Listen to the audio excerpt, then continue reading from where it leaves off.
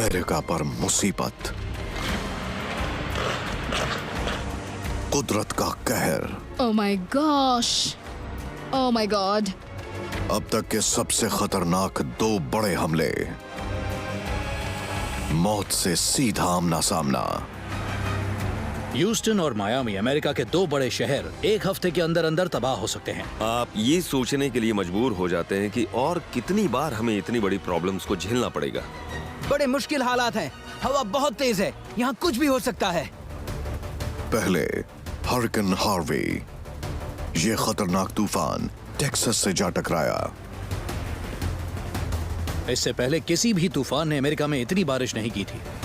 ये क्या हो गया? ये बहुत ही खतरनाक है। Oh my God. इंफ्रास्ट्रक्चर का नुकसान, जान माल का नुकसान। ह्यूस्टन शहर रिकॉर्ड 4 फीट बारिश में डूब गया।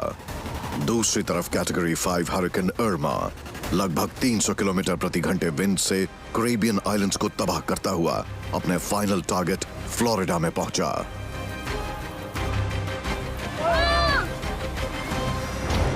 घरों की छत उड़ रही थी, पेड़ पावर लाइंस और घरों के ऊपर गिर गए। लोगों को पता चल गया कि कैटेगरी 5 के साइक्लोन्स कितने खतरनाक हो सकते हैं। 2 खतरनाक स्टॉर्म्स जो लगभग 1000 किलोमीटर के इलाके में फैले थे, इन्होंने साउथ ईस्ट यूएस और टेक्सास को पूरी तरह से बर्बाद कर दिया। इन तूफानों की वजह से अरबों डॉलर्स का नुकसान हुआ।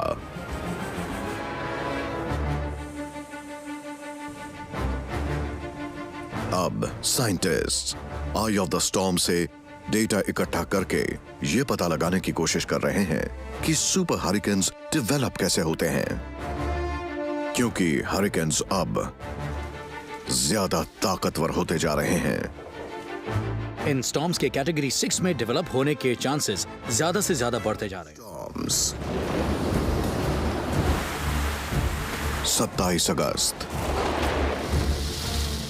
हार्वी की वजह से टेक्सास गल्फ कोस्ट में लगातार दूसरे दिन भारी बारिश हो रही है। साउथ ईस्ट टेक्सास में अब तक 76 सेंटीमीटर बारिश रिकॉर्ड की गई है और बारिश अभी रुकी नहीं है। किसी भी तरह का इंफ्रास्ट्रक्चरल डिजाइन इस मुश्किल से नहीं निपट सकता, क्योंकि पानी बहुत ही ज्यादा था। हाँ ठीक है, हम संभालेंगे, आ जाओ। साइंटिस्ट को पता था कि हार्वी आ रहा है, लेकिन वो ये नहीं जानते थे कि ये सुपरस्टॉर्म बना कैसे।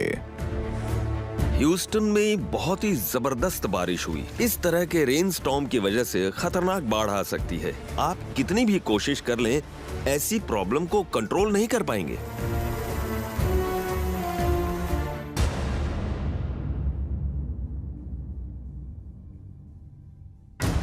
हार्वी की शुरुआत 14 दिन पहले यहां से लगभग 8000 किलोमीटर दूर अफ्रीका के गर्म पानी के ऊपर थंडरस्टॉर्म्स बनने से हुई। 26 डिग्री सेल्सियस या 80 डिग्री फ़ारेनहाइट पानी के टेम्परेचर में हरिकेन्स आसानी से पैदा हो सकते हैं। समुद्र का पानी बहुत गर्म होना चाहिए और एक बार जब गर्म पानी की मूवमेंट शुरू हो जाती है तो वेपर्स बनने शुरू हो जाते हैं। जब वेपर्स को सही टेम्परेचर मिलता है तो वो कंडेंस होकर क्लाउड्स की शेप ले लेते हैं और हरिकेन्स बनना शुरू हो जाते हैं। इस साल पानी बहुत गर्म है, इसीलिए स्टॉर्म्स के बनने की पहले से ज्यादा संभावनाएं हैं और बाद में इन तूफानों को अटलांटिक ट्रेड विंड्स अपने साथ यहां वेस्ट में ले आती है। 17 अगस्त को जब ये कैरिबियन आइलैंड्स के ईस्ट में पहुंचा तो इस तूफान को हार्वी नाम दिया गया।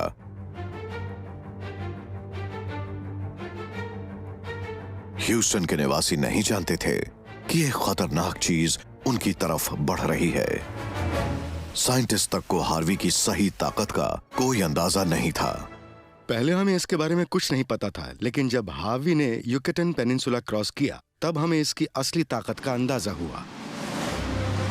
हार्वी ने मेक्सिको के युकाटान पेनिनसुला को अपनी 65 किलोमीटर विंड स्पीड और जबरदस्त बारिश से काफी नुकसान पहुंचाया और गल्फ ऑफ मेक्सिको के नॉर्थ में बढ़ने लगा।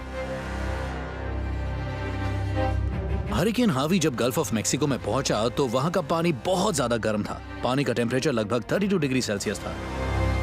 गल्फ के गर्म पानी से तूफान को और पावर मिल गई और हार्वी कैटेगरी 1 हरिकेन बन गया।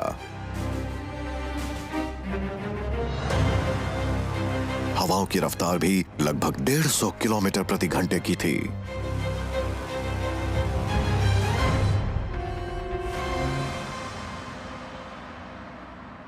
कैटेगरी 1 में जब आप अपने हाथ विंडो के बाहर निकालेंगे तो हवा की पावर को महसूस कर पाएंगे। कैटेगरी 2 में अगर आप खुद को हवा के सामने छोड़ भी दें तो गिर नहीं पाएंगे। खतरा तब और ज्यादा बढ़ जाता है जब बात कैटेगरी 4 या कैटेगरी 5 पर पहुंचती है। आप बड़े बड़े शिपिंग कंटेनर्स को हवा में उड़ते हुए देख सकते हैं। तभी हार्वी और भी ज्यादा खतरनाक हो गया। नॉर्थ की तरफ आगे बढ़ते हुए हार्वी गहरे और गर्म पानी में पहुंच गया। यही वजह थी कि हावी इतना स्ट्रॉन्ग और पावरफुल हो गया। अब उसे सरफेस के थोड़े से गर्म पानी की जगह 400 मीटर गहरे समुद्र से बहुत ज्यादा गर्म पानी मिल रहा था और हावी को यहाँ पानी की कोई कमी नहीं होने वाली थी। गर्म पानी हरिकेन्स के लिए फ्यूल का काम करता है और इसी की वजह से हार्वी की ताकत भी कई गुना बढ़ जाती है। जब बहुत ही कम समय में जैसे 24 घंटों में किसी हरिकेन की ताकत 2 या 3 कैटेगरीज तक ऊपर जाती है तो उसे रैपिड इंटेंसिफिकेशन कहते हैं। टेक्सास और गल्फ स्टेट्स के निवासी तूफान से निपटने की तैयारी कर रहे थे। मौसम विभाग से एक बहुत ही जरूरी सूचना आई है। हरिकेन हावी टेक्सास के बहुत ही करीब पहुंच चुका है। लोग लगातार पानी, टॉर्च लाइट खरीद रहे हैं। कॉर्पस क्रिस्टी में भी लोग सेफ्टी के लिए बोट्स लगा रहे हैं। हरिकेन हार्वी की ताकत लगातार बढ़ती जा रही है और हार्वी सिर्फ ज्यादा ताकतवर ही नहीं हो रहा था, वो बहुत बारिश कर रहा था। ह्यूस्टन में लगातार तेज बारिश हो रही है। हार्वी के फोरकास्ट डेटा पर साइंटिस्ट खुद यकीन नहीं कर पा रहे थे। मैंने कभी ऐसी फोरकास्ट नहीं सुनी। इतनी ज्यादा बारिश मैंने अपनी जिंदगी में ना कभी देखी ना कभी सुनी। कभी कभी जब हम अपने कंप्यूटर मॉडल से मिले ऐसे डेटा को देखते हैं जिस पर यकीन ही ना हो तो ऐसा लगता है कि जरूर हमारे कंप्यूटर में ही खराबी है। 25 अगस्त हार्वी, जो अब कैटेगरी 4 स्टॉर्म बन चुका था, 210 किलोमीटर प्रति घंटा विंड के साथ कॉर्पस क्रिस्टी से जा टकराया।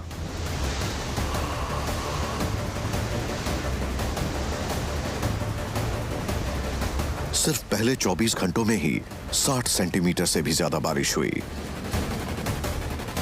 ये कोस्ट के साथ साथ आगे ह्यूस्टन की तरफ बढ़ने लगा।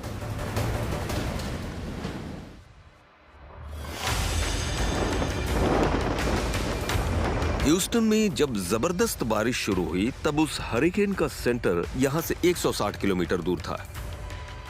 ब्रेकिंग न्यूज, हरिकेन हावी कैटेगरी 4 का तूफान बन चुका है और टेक्सास की तरफ बढ़ रहा है, जिससे हालात लगातार खराब होते जा रहे हैं। नाम और सोशल सिक्योरिटी नंबर अपनी बाहों पर लिखें ताकि बाद में उन्हें पहचाना जा सके। हर साल अमेरिका में लगभग 2 तूफान आते हैं और उनमें से कोई ही कैटेगरी 3 तक पहुंचता है। मगर ये हरिकेन सीजन बिल्कुल अलग है। जब हार्वी टेक्सास को पानी में डुबो रहा था, तभी फोरकास्टर्स की नजर दूर बन रहे एक दूसरे खतरनाक हरिकेन पर पड़ी, अर्मा। आने वाले दिनों में ये कैटेगरी 5 तक पहुंच जाएगा और अमेरिका पर डायरेक्ट हिट करेगा।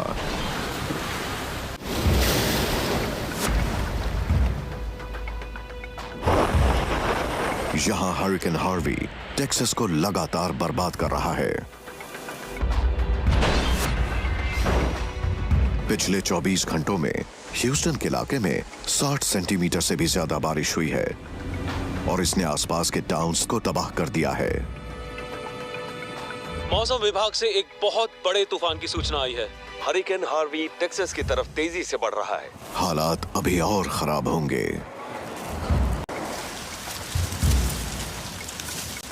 मैं आप सबको ये चेतावनी देना चाहता हूँ कि कम ऊंचाई पर रहने वाले लोग जल्द से जल्द उस जगह से कहीं और चले जाएं। साइंटिस्ट्स हरिकेन की पावर के बारे में जानने की कोशिश करने लगे। मैं हाइड्रोलॉजी का स्टूडेंट हूँ। ऐसे स्टॉर्म्स के बारे में मैंने सिर्फ पढ़ा है, मगर मैं ऐसे तूफान को इस तरह देखूंगा ये मैंने कभी सोचा भी नहीं था।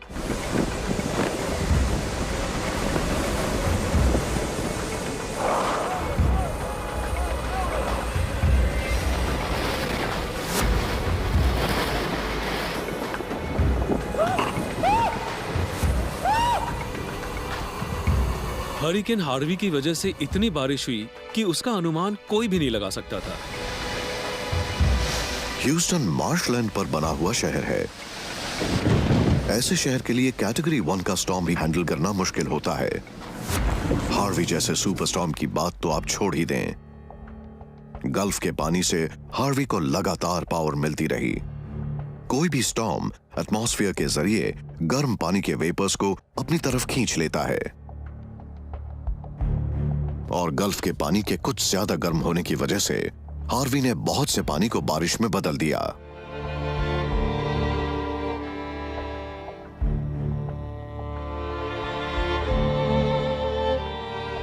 ये बड़े तूफान एक कन्वेयर बेल्ट की तरह काम करते हैं। ये पानी को एक जगह से उठाकर दूसरी जगह डालते रहते हैं। क्लाइमेट चेंज की वजह से समंदर अब ज्यादा गहराई तक पहले से ज्यादा समय तक गर्म रहते हैं और पानी का गर्म टेम्परेचर इन ट्रॉपिकल सिस्टम्स को कभी भी सुपर हरिकेन स्टेटस में पहुंचा सकता है। आने वाले अगले 20, 50 या 100 सालों में हमें और भी ज्यादा पावरफुल हरिकेन्स का सामना करना पड़ेगा। ह्यूस्टन के लिए यह पहला खतरनाक तूफान नहीं है। 2001 में ट्रॉपिकल स्टॉर्म एलिसन ने इस इलाके में 90 सेंटीमीटर के लगभग बारिश की थी। ह्यूस्टन में बारिश हद से ज्यादा हो रही थी और डाउनटाउन में बाढ़ आ गई थी।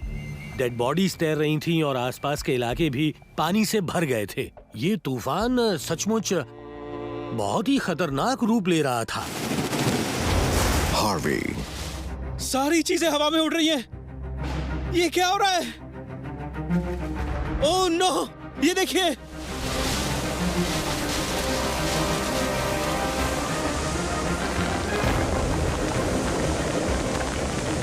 कैटेगरी 4 का हरिकेन अगर टेक्सास के खास इलाके को हिट करे तो बहुत बड़ा नुकसान हो सकता है। हम जानते थे कि ये धीरे धीरे आगे बढ़ेगा। हरिकेन मिच की वजह से 1998 में होंडुरास में 10,000 लोग मारे गए थे।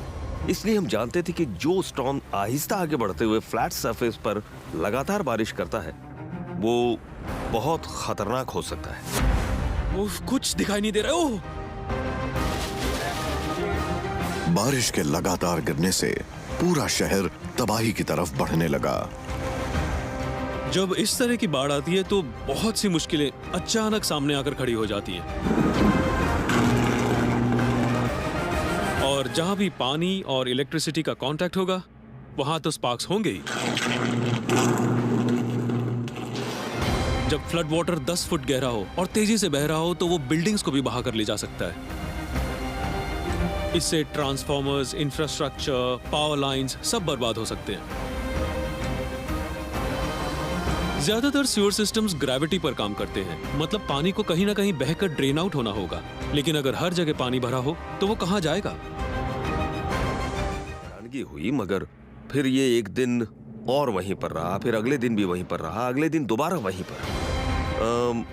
तब मुझे रियलाइज हुआ कि सिचुएशन अब बहुत ही खराब हो सकती है। हार्वी 2 बड़े हाई प्रेशर सिस्टम्स में फंसकर ह्यूस्टन पर रुक गया।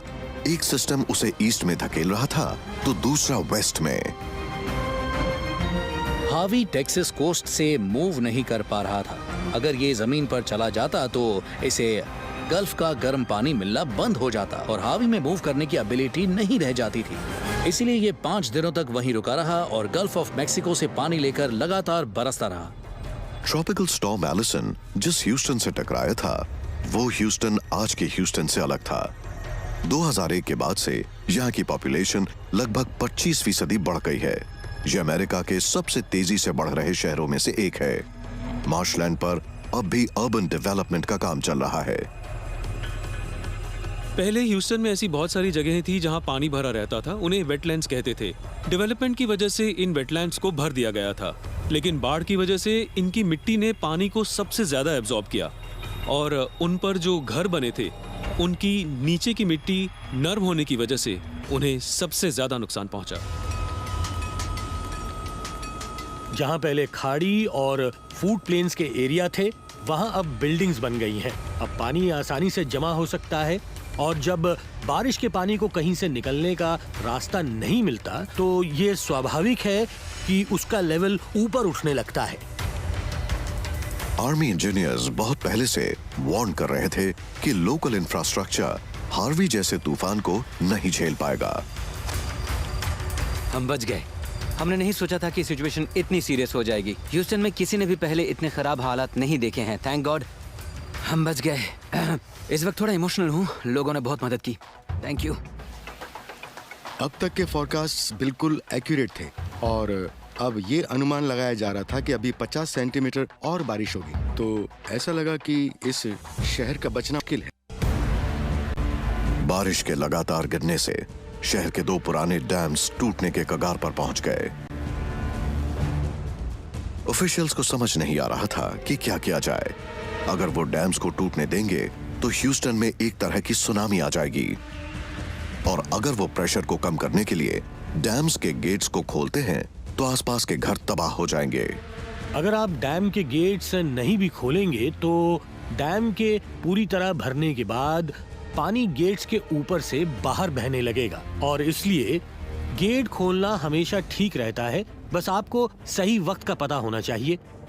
डैम से छोड़ा गया पानी फ्लडेड एरियाज में थोड़ा बहुत नुकसान जरूर पहुंचा सकता है, लेकिन ज्यादा लोगों को बचाने के लिए थोड़ा नुकसान उठाना ही पड़ेगा। अब बस एक ही रास्ता बचा है। ऑफिशियल्स को डैम्स खोलने पड़ेंगे। आसपास के इलाकों में पानी का लेवल बढ़ जाएगा। ह्यूस्टन को बढ़ते पानी के लेवल से भी बड़ा खतरा किसी और चीज से है। टेक्सास में अमेरिका की कुछ सबसे बड़ी ऑयल रिफाइनरीज और केमिकल फैक्ट्रीज काम कर रही हैं। अगर बाढ़ का पानी फैक्ट्री की दीवारों को तोड़कर अंदर चला गया तो टॉक्सिक मटेरियल्स पानी में मिलकर हर तरफ फैल जाएंगे। जब बाढ़ का पानी ऐसे इलाके को तबाह करके आगे बढ़ता है तो इन सारे इलाकों में कंटामिनेशन फैल जाता है। हमें रिपोर्ट्स मिली हैं कि हॉस्पिटल्स में ऐसे पेशेंट्स आ रहे हैं जो ह्यूस्टन की बाढ़ के पानी में पैदल चल रहे थे। उन लोगों को स्किन रैशेस और दूसरी बीमारियां हुई। बाढ़ से लोकल और रीजनल इंडस्ट्रीज को $1 बिलियन का नुकसान हो सकता है और अमेरिका का मैन्युफैक्चरिंग सेक्टर बहुत पीछे जा सकता है। हार्वी अमेरिका के इतिहास के सबसे अधिक विनाशकारी तूफानों में से एक है। यहाँ 130 सेंटीमीटर के लगभग बारिश हुई, जिसने हजारों लोगों को बेघर कर दिया और ह्यूस्टन की सड़कों को नदियों में बदल दिया। पूरा ह्यूस्टन शहर लगभग पानी में डूब रहा था। जब ह्यूस्टन हार्वी की मार से उभर रहा था, तब मदर नेचर एक और हमले की तैयारी कर रही थी।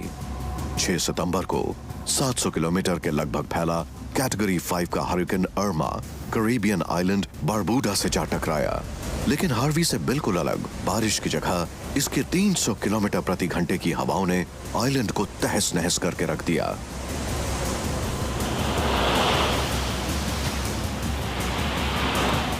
अर्मा ने 23 किलोमीटर लंबे आइलैंड को ऐसे बर्बाद किया जैसे किसी एटम बम ने यह सब किया हो।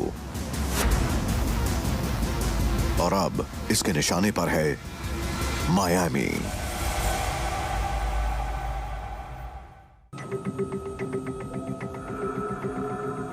छह सितंबर की सुबह कैटेगरी 5 हरिकेन अर्मा ने कुछ ही घंटों में कैरिबियन आइलैंड बारबूडा को पूरी तरह से तबाह करके रख दिया। अर्मा की खतरनाक हवाएं तबाही के निशान छोड़ गई है।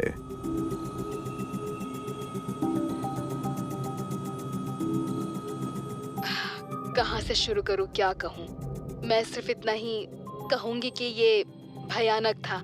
हमने जो देखा वो एक हॉरर मूवी में दिखाई देने वाली चीजों की तरह था। कार्स हमारे सिर के ऊपर उड़ रही थी, 40 फुट लंबे कंटेनर्स हमारे आसपास उड़ रहे थे। हावी कैटेगरी 4 का हरिकेन था और ये कैटेगरी 5 का है। कुदरत अपने पूरे गुस्से में है।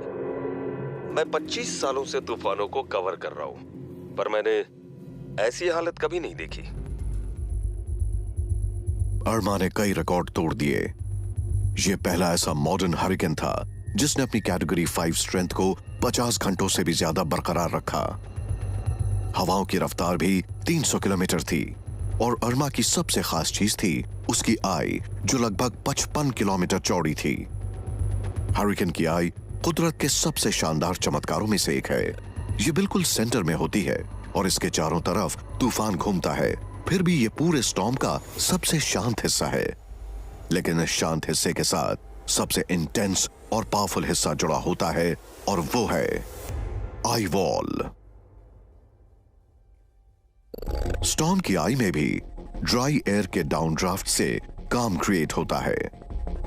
एयर के इनवर्ट फ्लो की वजह से लो प्रेशर आई जब अर्थ की स्पिन के साथ रिएक्ट करती है तो एक फिनोमिनन क्रिएट होता है जिसे कोरियोलिस इफेक्ट कहते हैं। अमा की सैटेलाइट इमेजेस तो हैरान करने वाली है। आई का साइज और खास करके इसके क्लाउड्स का साइज बहुत ही बड़ा है। अमा की स्पीड थी 16 किलोमीटर पर आवर, तो 50 किलोमीटर को कवर करने में उसे 3 घंटे लगते। हरिकेन आई बड़ी ही शानदार जगह है और यहाँ विंड्स बिल्कुल शांत हो जाती हैं और ये आई 15 किलोमीटर से लेकर करीब 50 किलोमीटर तक चौड़ी हो सकती है। ये तूफान का सबसे शांत हिस्सा होता है। यहाँ कोई हलचल नहीं होती है और यहाँ का एरिया बिल्कुल क्लियर दिखाई देता है, जो अपने आप में अनोखा है। यहाँ से अक्सर सूरज दिखाई देता है और कई बार नीला आसमान भी दिखाई देता है। जब हरिकेन हंटर्स अपने एयरक्राफ्ट से साइक्लोन को पेनिट्रेट करते हुए आई के ठीक ऊपर पहुँचते हैं तो उन्हें सब कुछ एक स्टेडियम जैसा नजर आता है। अर्मा की आई शांत है, लेकिन अर्मा के बाकी हिस्से बहुत खतरनाक हैं।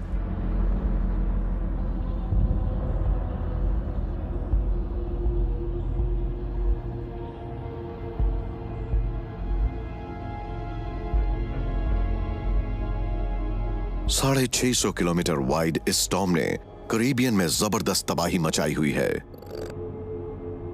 साइंटिस्ट का मानना है कि अगर यह हिस्ट्री का सबसे बड़ा तूफान ना भी हुआ तो उनमें से एक जरूर होगा। फोरकास्टर्स को लग रहा है कि यह मायामी से टकराएगा, लेकिन तूफान के रास्ते का सही अंदाजा लगाना बहुत मुश्किल होता है। अमा से हम समझ सकते हैं कि हरिकेन के रास्ते का अंदाजा लगाना क्यों मुश्किल होता है। 2 रीजंस होते हैं। पहला ये कि हरिकेन्स खुद ब खुद मूव करते हैं और ये एक तरह की प्लैनेटरी वेव्स हैं। पानी या हवा के बड़े बड़े रेले ईस्ट से वेस्ट की तरफ मूव करते हैं, मगर हरिकेन जेट स्टॉर्म से भी जुड़े हुए होते हैं। अगर हम ये जान लें कि हरिकेन उस हवा के साथ मूव कर रहा है जो साउथ से नॉर्थ की तरफ फ्लो कर रही है, तो हम ये अंदाजा लगा लेते हैं कि हरिकेन भी नॉर्थ की तरफ ही मूव करेगा। इस वक्त अर्मा पश्चिम उत्तर पश्चिम की तरफ 24 किलोमीटर प्रति घंटे की रफ्तार से बढ़ रहा है और अनुमान ये है कि अगले कुछ दिनों तक अर्मा कैटेगरी 4 कैटेगरी 5 का तूफान बना रहेगा। बाद में ये उसी दिशा में बढ़ते हुए बहामास के दक्षिण में पहुंचेगा और फिर क्यूबा से मुड़कर रविवार को फ्लोरिडा में दाखिल होगा। साउथ फ्लोरिडा डायरेक्ट हिट से सेफ रहने की तैयारी कर रहा है, मगर स्टेट की लो लाइंग एरियाज को पूरी तरह से खाली करवाना बहुत मुश्किल था। बहुत ही मुश्किल सिचुएशन है। स्टॉर्म इतना स्ट्रांग है कि आपकी जान भी जा सकती है। कैटेगरी 4 के तूफान का सीधे टकराना बहुत ही सीरियस हो सकता है। फ्लोरिडा जैसी जगह में कई कमियां हो सकती हैं, जिसकी वजह से लोगों को यहां से सेफली निकालने में मुश्किलें आ सकती हैं। शुक्रवार 8 सितंबर को अर्मा क्यूबा से टकराने वाला सेंचुरी का पहला कैटेगरी 5 हरिकेन बना और इसके 48 घंटे से भी कम समय में फ्लोरिडा से टकराने की उम्मीद है। तो अर्मा क्यूबा के नॉर्थ से चैनल के जरिए यहाँ आ रहा है और हम जानते हैं कि कुछ जगहों पर कुछ अपर लेवल विंड से अटैच होंगी। रास्ते में इसे अपर लेवल एडी करंट भी मिलेगा जो इससे अटैच होकर इसे नॉर्थ की ओर ले जाएगा। अब देखना यह है कि अर्मा एडी से कब मिलता है। हम इस वक्त यहाँ से एटलांटा जॉर्जिया जा रहे हैं। हम लोग हरिकेन आने से पहले अपने घर को सेव कर रहे हैं ताकि वापस आकर कुछ तो मिले। अगर अर्मा यूनाइटेड स्टेट्स से कैटेगरी 4 या 5 का हरिकेन बना रहकर टकराया तो रिकॉर्डेड हिस्ट्री में ये पहली बार होगा कि एक ही साल में 2 कैटेगरी 4 या 5 के हरिकेन सीधे यहाँ टकराए हैं और ये बड़ा अनयूजुअल है। ऐसा कभी नहीं होता। 5.6 मिलियन लोग, जो कि फ्लोरिडा की पॉपुलेशन का 1/4 हिस्सा है, सेफर जगहों पर जा रहे हैं।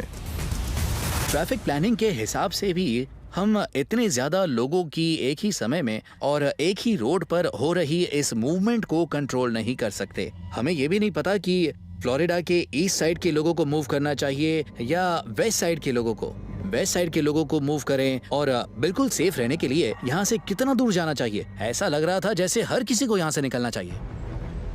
ये बहुत भयानक समय है। हम जानते हैं कि हमें ऊंची जमीन पर जाना चाहिए। पहले कभी कैटेगरी 5 स्टॉर्म नहीं देखा और ना ही कभी एक्सपीरियंस किया।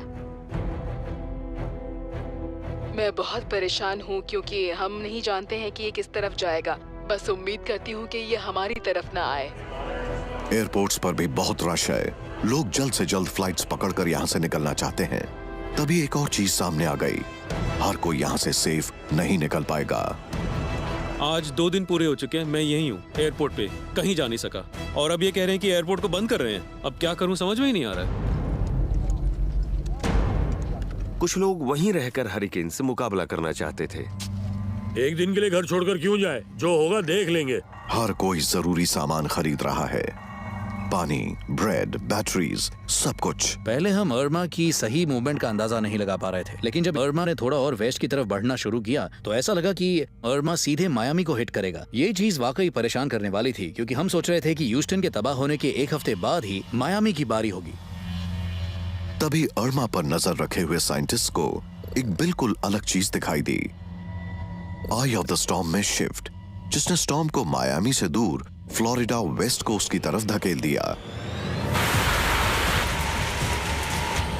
10 सितंबर की सुबह अर्मा ने फ्लोरिडा क्वेक को हिट किया।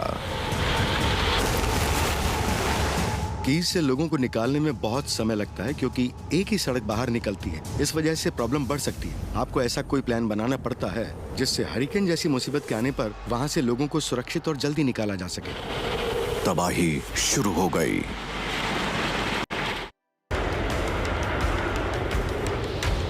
दस सितंबर की सुबह तूफान अर्मा ने फ्लोरिडा क्वेक को हिट किया। इस कैटेगरी 4 के पावरफुल स्टॉर्म की विंड स्पीड 210 किलोमीटर प्रति घंटा थी। इसने लो लाइंग एरियाज को पूरी तरह से बर्बाद कर दिया। सबसे ज्यादा खतरा स्टॉर्म सर्ज से रहता है। स्टॉर्म सर्ज पानी की एक ऐसी दीवार होती है जो किसी हरिकेन की वजह से खड़ी हो जाती है। इसलिए तूफान जितना ज्यादा पावरफुल होगा, स्टॉर्म सर्ज भी उतना ही बड़ा होगा। हरिकेन लंबे समय तक पानी पर रहकर समंदर के पानी को लेता रहता है और उसे जमीन पर फेंकता रहता है। अगर तूफान जमीन के पास ही डेवलप हुआ हो तो स्टॉर्म सर्ज उतना बड़ा नहीं होगा। मगर अर्मा जैसे कैटेगरी 5 के हरिकेन्स जो अटलांटिक में लंबा रास्ता तय करते हैं, उनके स्टॉर्म सर्जेस बहुत बड़े और खतरनाक होते हैं। अर्मा कुछ मिनटों में ही आइलैंड की नैरो स्ट्रेच पर खेलने लगा। अर्मा क्वे रोड की पूरी सेक्शन को ही बहा कर ले गया। पावर ग्रिड भी उखड़ गई, जिससे आइलैंड अंधेरे में डूब गया। कीज को तूफानों से बहुत ज्यादा नुकसान पहुंचता है, क्योंकि कीज की मैक्सिमम हाइट 6 फुट या 2 मीटर तक होती है और कोई भी स्टॉर्म सर्ज जो इससे ऊंचा होगा आइलैंड को पानी से भर देगा, जिससे आसपास रहने वाले लोगों की जान को खतरा हो सकता है। जो लोग यहाँ बच गए थे, उनके लिए पानी और खाने का इंतजाम करना जरूरी था। अर्मा ने अमेरिकन मेनलैंड की तरफ अपना सफर जारी रखा। स्टॉर्म दोपहर 3:35 पर वेस्ट कोस्ट की मार्को आइलैंड से टकराया।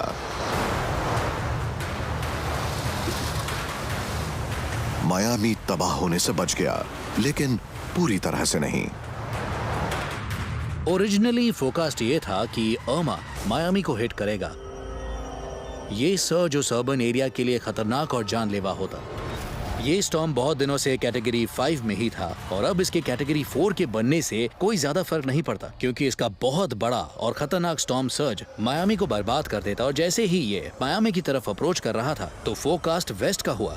अर्मा ने वेस्ट की तरफ मूव करना शुरू कर दिया था और अर्मा जब फ्लोरिडा पेनिनसुला की तरफ बढ़ रहा था तो इसके आसपास की हवाएं पानी को जमीन पर ला रही थी। फ्लोरिडा के वेस्ट कोस्ट में मौजूद टैंपा बे और दूसरी जगहों से पानी ड्रेन होता जा रहा था। ऐसा लग रहा था जैसे कि लो टाइड आई हुई है। अब समझने वाली बात यह है कि अर्मा इतना ह्यूज और इतना स्ट्रॉन्ग है कि उसने ईस्ट कोस्ट को हिट नहीं किया, पर तूफान का असर ईस्ट कोस्ट में बहुत ज्यादा हुआ। स्टॉर्म सर्ज यहाँ तक इसलिए पहुंचा क्योंकि दूर अटलांटिक से आते आते इसका मोमेंटम और पावर बढ़ गया। 3 मीटर ऊंची स्टॉर्म सर्जेस की वजह से मायामी के लो लाइंग एरियाज में पानी भर गया। नेपल्स और फोर्ट मायर्स इस सुपर स्टॉर्म के निशाने पर थे और उनका बचना मुश्किल था। अर्मा वेस्टर्न कोस्ट पर तबाही मचाते हुए आगे बढ़ता रहा। अर्मा फ्लोरिडा को 3 मीटर ऊंची स्टॉर्म सर्जेस और 1 फुट की बारिश से परेशान करके टैंपा की तरफ बढ़ने लगा। टैंपा में बीच पर जाने वालों ने एक अजीब सी चीज नोटिस की।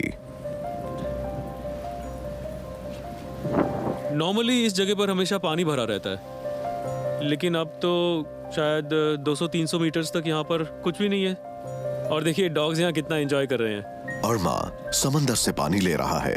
ऐसा लग रहा है जैसे लो टाइड हो, लेकिन ये किसी और चीज की तरफ इशारा कर रही है। जैसा कि हम जानते हैं कि नॉर्दर्न हेमिस्फीयर में किसी तूफान के आसपास एंटी क्लॉकवाइज सर्कुलेशंस होती हैं, तो ये कोस्ट के पानी को अपनी तरफ खींच सकती हैं। जब हवाएं लैंड से वाटर की तरफ फ्लो होती हैं, तो इससे सी लेवल में भी कमी आ जाती है। और जैसे जैसे अर्मा फ्लोरिडा के वेस्ट कोस्ट में आगे बढ़ेगा, तो आपने ये बात आसानी से नोटिस की होगी कि ज्यादातर जगहों पर बहुत ज्यादा पानी बड़ी तेजी से वापस आता है। इसलिए एक जबरदस्त तूफान के बाद उस एरिया से अचानक सारा पानी निकल जाता है। तो जिन जिन जगहों पर पानी का लेवल कम हुआ, वो सब टेम्पररी ही था। आखिर 2 भयानक दिनों के बाद अर्मा फ्लोरिडा और गल्फ कोस्ट को छोड़कर जॉर्जिया और अलाबामा की तरफ बढ़ने लगा। कई बार आपने देखा होगा कि तूफान जमीन पर अपना गुस्सा दिखाते हैं, मगर जब वो ऐसा करते हैं तो वो कमजोर होकर खत्म हो जाते हैं। ये इसलिए होता है क्योंकि जमीन पर उन्हें एनर्जी नहीं मिल पाती। हरिकेन्स अपना मोमेंटम सिर्फ तब तक कायम रख सकते हैं जब तक वो वार्म वाटर्स में होते हैं। अगर उन्हें सी सरफेस से वाटर वेपर्स ना मिले तो वो खत्म हो जाएंगे। नॉर्थ की तरफ आगे बढ़ रहे अर्मा को डाउनग्रेडेड करके ट्रॉपिकल स्टॉर्म की कैटेगरी में डाल दिया गया और जल्दी ही ये खत्म भी हो गया।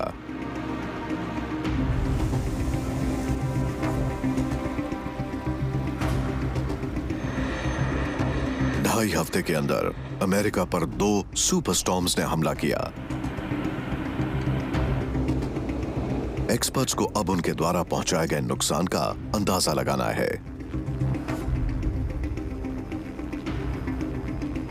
क्या और सुपर स्टॉर्म्स भी इस तरफ आ रहे हैं? 12 सितंबर तक हरिकेन्स हार्वी और अर्मा ने टेक्सास और फ्लोरिडा को बर्बाद कर दिया था। आज भी उनके निशान बाकी हैं।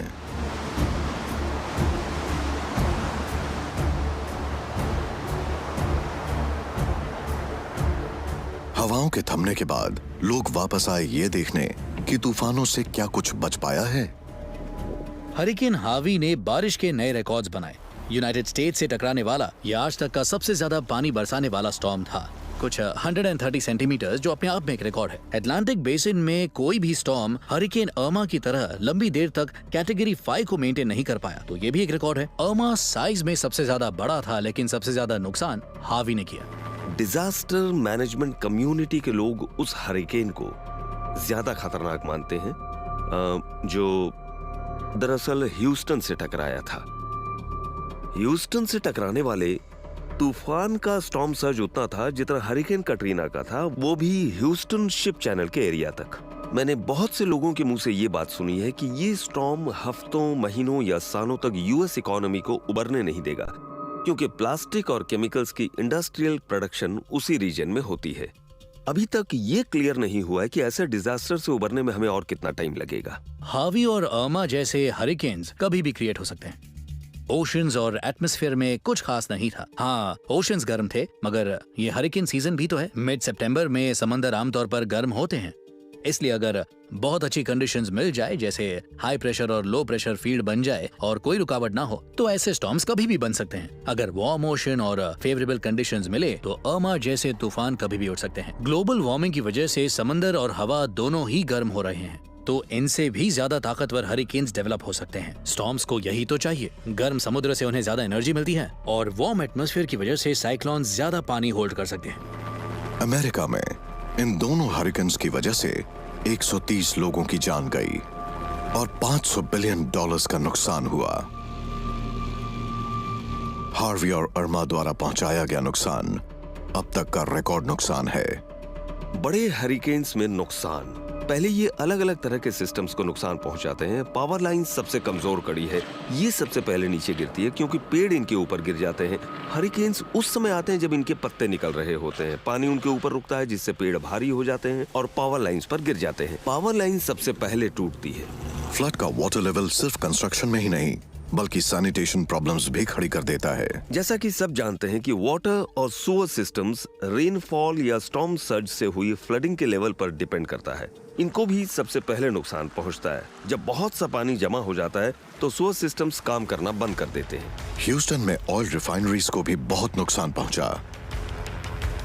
100 के लगभग टॉक्सिक मटेरियल्स फैल गए।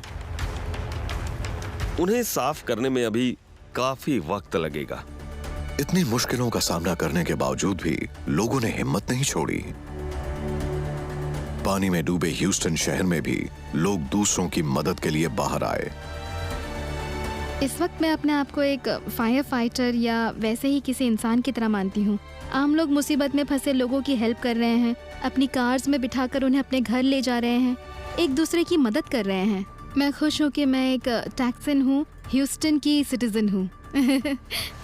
9 ट्रिलियन गैलन्स रेन वाटर ने वॉलंटियर्स के लिए बड़ी मुश्किलें खड़ी की। बहुत सारे लोग अपने घर छोड़ना नहीं चाहते, तो हमें बार बार उन्हें समझाने के लिए आना पड़ता है। जब हम आते हैं तब वो राजी होते हैं, तो हम जल्दी से जल्दी उन्हें यहाँ से निकालना चाहते हैं। बहुत से लोग बीमार भी हैं, इसीलिए हम ज्यादा से ज्यादा लोगों को यहाँ से बाहर निकालना चाहते हैं। रेस्क्यू क्रूज में दूसरी स्टेट्स के बहुत से मेल और फीमेल्स भी शामिल हैं। ये सब लोग लुइसियाना से आए हैं। हम लोग यहाँ आए हैं क्योंकि हरिकेन कतरीना के वक्त भी हम यहाँ आए थे, तो इसलिए हमें लगा कि हमें यहाँ भी रेस्क्यू के काम में हेल्प करनी चाहिए। हम लोग कल रात को ही आए हैं, लगभग 12 बजे। आज सुबह से हम ये पहली बार ही निकले हैं और आई होप हम किसी को बचा सकें। केजन नेवी के निकनेम से मशहूर इनमें से कुछ लोग हरिकेन कटरीना के शिकार थे। –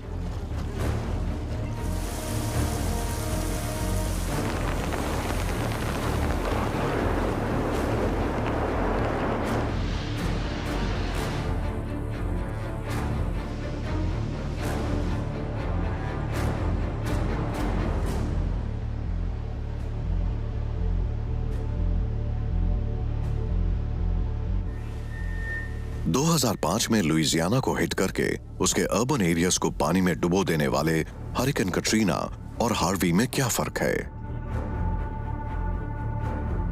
हार्वी और कटरीना में बहुत ज्यादा फर्क है। कटरीना जब कैटेगरी 5 तक पहुंचा तो वो धीरे धीरे कमजोर होता गया और जब तक उसने लैंड को हिट किया वो कैटेगरी 4 का हो चुका था। लेकिन हार्वी ट्रॉपिकल स्टॉर्म से पैदा हुआ था और जैसे जैसे वो लैंड के करीब पहुंचा वो और ज्यादा ताकतवर होता गया। कटरीना से इंफ्रास्ट्रक्चर का बहुत ज्यादा नुकसान हुआ था, हर जगह फ्लडिंग हो गई थी, रास्ते भी डूब चुके थे। लेकिन हार्वी में चारों तरफ बहुत ज्यादा बारिश हुई, हर जगह बस पानी ही पानी था। इन हरिकेन्स में 80% से ज्यादा लोगों की मौत पानी की वजह से हुई, जैसे बाढ़ के कारण। मुझे लगता है कि कोई भी फ्लड से जुड़ी घटना आपको ज्यादा तकलीफ पहुंचाती है, किसी पूरी बिल्डिंग के बर्बाद हो जाने से भी ज्यादा, क्योंकि ज्यादा से ज्यादा आप उस बिल्डिंग में 6 महीने या 1 साल से ही रह रहे होंगे। वैसे भी आप उस बिल्डिंग को छोड़ ही देते। जब यहाँ के लोग और बिजनेसेस दोबारा अपने पांव पर खड़े होने की कोशिश कर रहे थे, तब दूसरी तरफ होराइजन में एक दूसरा मॉन्स्टर सर उठा रहा था।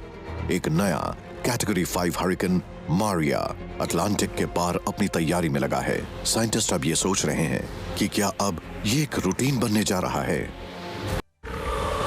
तूफान हार्वी और इर्मा अमेरिकी इतिहास में सबसे बड़े, सबसे विनाशकारी तूफानों में से एक हैं और अब तूफान मारिया में एक और राक्षस उगाया है। अब वैज्ञानिक और खतरे में रहने वाले लोग एक ही सवाल पूछ रहे हैं, क्या ये तूफान का मौसम एक नई रीत है? इन स्टॉर्म्स का सबसे बड़ा मकसद ये होता है कि किसी एक जगह जमा हुई हीट को इक्वेटर से पोल्स तक ले जाए और बराबर बांट दें। लेकिन ग्लोबल वार्मिंग की वजह से इक्वेटर के मुकाबले पोल्स बहुत ज्यादा तेजी से गर्म हो रहे हैं। इससे इक्वेटर और पोल्स के टेम्परेचर का डिफरेंस बहुत कम होता जा रहा है। इसलिए हीट को कम करने के लिए तूफानों की उतनी ज्यादा जरूरत नहीं होगी और ऐसा हो सकता है कि फ्यूचर में कम तूफान देखने को मिले। कम तूफानों का आना अच्छी खबर है, लेकिन ग्लोबल वार्मिंग की वजह से वो और भी ज्यादा पावरफुल हो जाएंगे और बहुत ज्यादा नुकसान भी पहुंचाएंगे। ग्लोबल वार्मिंग की वजह से समंदर और हवा दोनों ही गर्म हो रहे हैं, तो इनसे भी ज्यादा ताकतवर हरिकेन्स डेवलप हो सकते हैं। गर्म समुद्र से उन्हें ज्यादा एनर्जी मिलती है और वार्म एटमॉस्फेयर की वजह से साइक्लोन ज्यादा पानी होल्ड कर सकते हैं। तो हवा और समंदर अगर इससे ज्यादा गर्म हो तो जो तूफान आएंगे वो और भी ज्यादा खतरनाक होंगे। ज्यादा खतरनाक हरिकेन्स अपने साथ ज्यादा बारिश लेकर आएंगे, जिससे लो लाइंग एरियाज में खतरा बहुत बढ़ जाएगा, साउथ से लेकर ऊपर न्यू इंग्लैंड तक। हायर सी लेवल का मतलब है पहले आए हरिकेन्स जैसा कोई नया हरिकेन भी ज्यादा फ्लड जनरेट करेगा। अगर सी लेवल 1 फुट बढ़ जाए तो हरिकेन सैंडी की वजह से भी दशक में एक बार न्यूयॉर्क सबवे जरूर भर जाएगा। हालांकि ऐसे स्टॉर्म्स हम पिछले 50 सालों से देखते आ रहे हैं। सिर्फ यही नहीं, हमारे कोस्टल रीजन्स में आ रहे बदलाव भी हमें खतरे की तरफ धकेल रहे हैं। बड़े शहरों में क्लाइमेट चेंज पर असर डालने वाली एक चीज अपना काम कर रही है, और वो है कोस्टल एरियाज का डेवलपमेंट, जिसकी वजह से ज्यादा लोग तूफानों से होने वाले खतरे के दायरे में आ रहे हैं। हरिकेन अर्मा जैसे तूफान का स्टॉर्म सर्ज बहुत लोगों की जान ले सकता है। बहुत से लोग सी कोस्ट पर रहते हैं क्योंकि वहाँ डेवलपमेंट हो रहा है। आजकल पहले से ज्यादा अमेरिकन्स कोस्ट के पास रह रहे हैं। उन पर खतरनाक हरिकेन्स का रिस्क बना रहता है। कुछ तो शायद बहुत भयानक हो, और शायद इस हरिकेन सीजन के खत्म होने से पहले ही